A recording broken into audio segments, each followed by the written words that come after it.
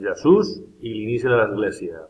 I en aquest tema veurem com Jesús, quan comenci la seva vida pública en 30 anys, serà crucificat als 33, morirà als 33, Jesús viurà 3 anys molt intensos, com a partir de Jesús i després de la seva mort, l'Església s'anirà expandint.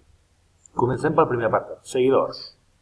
L'origen de l'Església l'hem de centrar en Jesús. Jesús, en els seus 3 anys de vida pública, tindrà molts deixebles, molts seguidors, però d'entre ells hi haurà 12 d'especials, els apòstols. I aquests apòstols els assenyarà uns aspectes molt importants. El primer aspecte important, predicar l'Evangeli, portar la paraula de Déu a tot arreu. B, fer deixebles, aconseguir més seguidors. I C, es conferirà autoritat. Una autoritat que dels 12, sobretot, en especial, la tindrà Pere, l'apòstol Pere, serà el guia de tots. Com hem dit, Jesús morirà als 33 anys, però després de la mort de Jesús, els apòstols, la Verge Maria i alguns deixebles es reunien per recordar-lo. Es reunien en secret. Recordem que els primers cristians eren perseguits pels romans. Recordem que aquests primers cristians tenien por d'acabar amb Jesús. El cas que una festa jueva, el dia de la Pentecosta, durant el discurs de Pere, apareixerà l'Esperit Sant. Es diu que quan parlava Pere es va aixecar uns vents, una aventura impressionant, que tothom va començar a entendre el seu discurs, tot i que allà n'hi havia gent que parlava diverses llengües. Aquest fet va ser molt impressionant i es diu que amb l'apòstol Pere neix l'Església. De fet, al Vaticà, avui dia, a l'Església de Sant Pere del Vaticà, allà tenim la tomba de Pere com l'apòstol principal i guia de l'Església. 2. Les primeres comunitats. Eren unes comunitats de gent molt senzilla, que es reunien en cases, amagats, gent que només volien ajudar-se entre ells.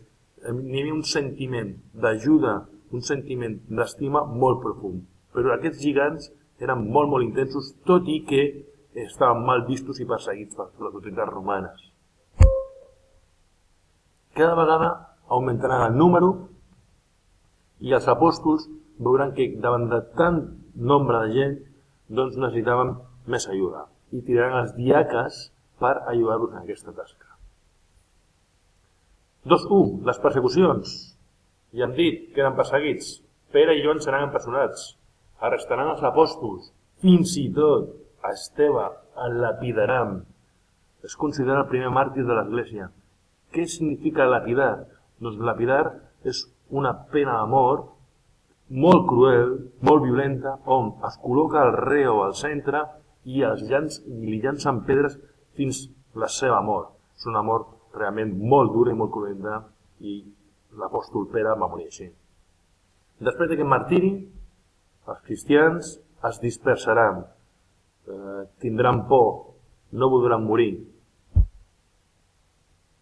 I aquí arribem al tercer punt, l'expansió. Podríem dir que aquest martiri, tot i que podia semblar que això faria que els cristians tinguessin por i no s'expandessin, doncs va ser un efecte més aviat al contrari. Al segle I, la conca del Mediterrani formava part de l'imperi romà i les vies romanes facilitaven la comunicació. Per tant, s'estendran rapidíssimament, s'estendran per totes les ribes del Mediterrani, portaran la paraula de Jesús a tot el Mediterrani. Per exemple, Pablo va fer 4 viatges, arribaran a Roma i es consolidaran.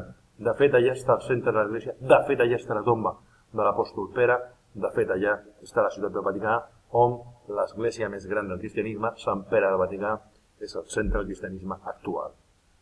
Moltes gràcies per la vostra atenció.